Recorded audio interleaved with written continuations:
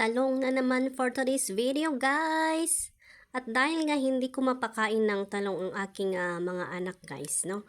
Kaya nag-isip ako ng paraan kung paano ko sila mapapakain ng talong.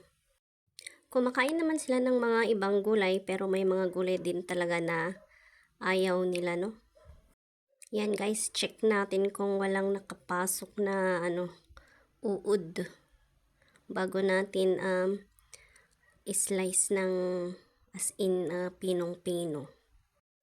Dapat pinong-pino, guys, para hindi nila makita na may talong.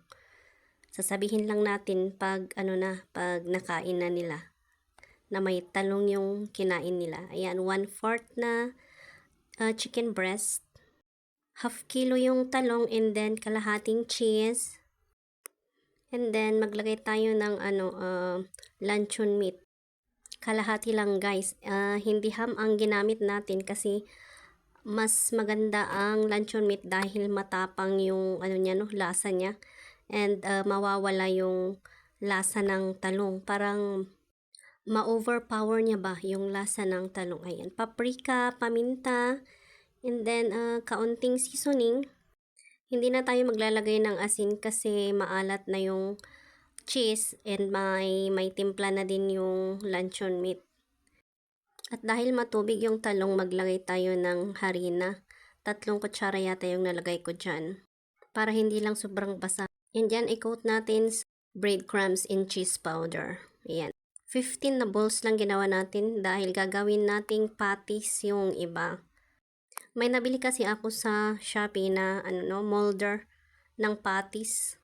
And ngayon pa lang natin susubukan kung paano siya gamitin.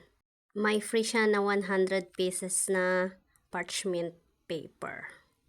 Pahiran ng oil para hindi manikit. Ayan. Medyo hindi pa tayo gamay gumamit niyan, no? Kaya hindi masyadong perfect. Pero okay na din yan. Okay naman yung niya, shape niya. Medyo lang makakapal yung nagawa ko. Pero okay lang yan kasi kakainin naman natin. Hindi natin ibebenta. At hindi tayo lugi.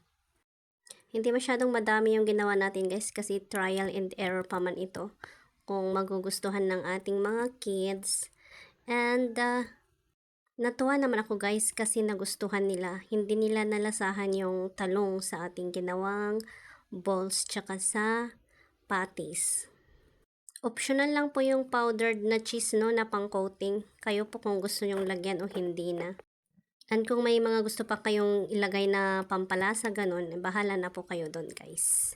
Kasi ito ay timpla ko lamang po ayon sa aming panlasa. Ito yung mga hindi natin nilagay sa molder. Ginawa nating maliliit na patty pang trial natin.